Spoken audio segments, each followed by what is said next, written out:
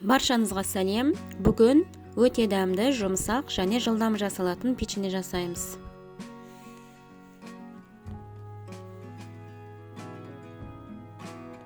Сары майымыз жұмсақ, бөлме температурасында болу керек.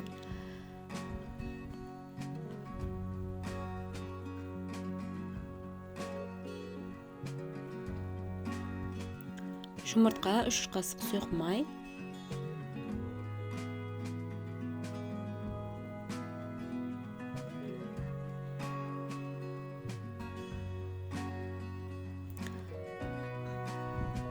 Осыларды араластырғаннан кейін 200 грамм қант ұнтағын да қосып тағы да араластырамыз.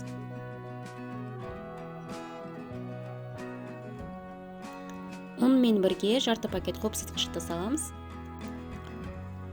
Қамыры өте жұмсақ болу керек.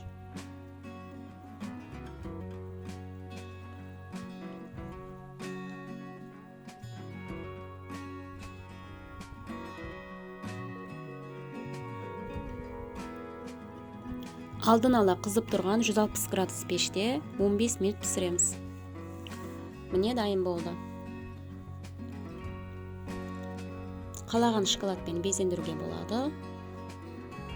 Қант ұнтағын сепсеңіздер де болады. Осылай дайын болады. Ас болсын.